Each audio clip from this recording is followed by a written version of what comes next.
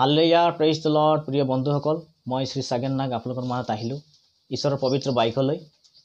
আৰু এই সময়ত ঈশ্বৰৰ পবিত্ৰ বাক্য চাওঁ আমি লুক লিখা 23 অধ্যায় আৰু এই 23 অধ্যায়ত লিখা আছে যে প্ৰভু যীশু খ্ৰীষ্ট যেতিয়া ক্ৰুচ টাঙি লৈ গলগতালৈ গৈছিলে তেতিয়া বহুত মানুহবিলাকে হিয়া ভুকুৱাই ভুকুৱাই কান্দিছিলে আৰু সেই সময়তে জেৰুজালেমৰ জীয়াৰীবিলাকো কান্দিছিলে আৰু প্ৰভু যীশু খ্ৰীষ্ট মুখ ঘূৰাই তেওঁলোকে চাই ক'লে জেৰুজালেমৰ জীয়াৰীবিলাকক তোমালোকে মোৰ কাৰণে নাকান্দিবা তোমালোকৰ সন্তানবিলাকৰ কাৰণে কান্দা এই কথাটো প্ৰভু যীশু খ্ৰীষ্ট কিহৰ কাৰণে ক'লে বাৰু এই কথাটো আমি বুজিবলৈ অলপ চেষ্টা কৰিম প্ৰিয় বন্ধুসকল ইয়াত সন্তানবিলাক কৈছে যিবিলাক সন্তান জন্ম হ'ব আৰু বহুত সন্তান তেনেকুৱা জন্ম হ'বলৈ আছে আৰু আহিবলৈ আছে বহুত সন্তান তেওঁলোকৰ যোগেদি আৰু অনেক জীয়াৰীবিলাক আছে আৰু তেওঁলোকৰ আৰু জীয়াৰীবিলাক আছে তেওঁলোকৰ যোগেদি বহুত সন্তান জন্ম হ'বলৈ আছে আৰু এই গোটেই পৃথিৱীখন পৰিপূৰ্ণ হ'ব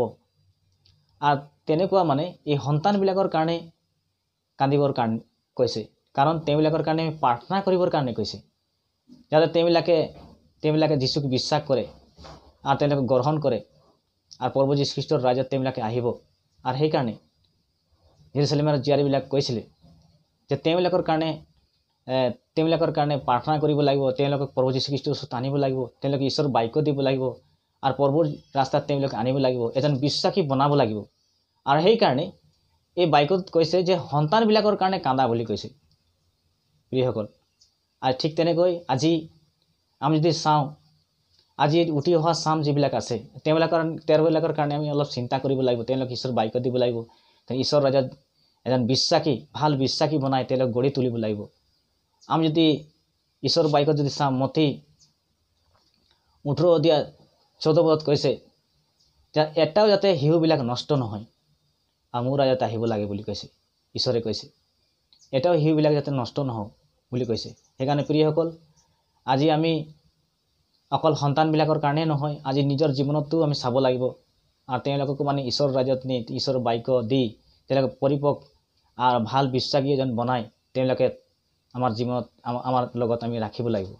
আৰু সেইকাৰণে প্ৰভু যীশু খ্ৰীষ্ট জানিছিলে যে আহিবলগীয়া দিনত বহুত কষ্ট বহুত সমস্যা আছে বহুত তাড়না আছে আৰু সেইকাৰণে প্ৰভু যীশু খ্ৰীষ্টই এই জেৰুজালেমৰ জীয়াৰীবিলাক কৈছিলে আৰু প্ৰভু যীশু অলৰেডি তেওঁ ঈশ্বৰৰ পুত্ৰ হয় 3 দিনৰ মূৰত তেওঁ পুনৰ উঠিব আৰু প্ৰভু যীশু খ্ৰীষ্ট যে আমাৰ কাৰণে তেজ বহাই দিলে আমাৰ কাৰণে যে গলগতা ক্ৰুচত তেওঁ তেজ বহাই দিলে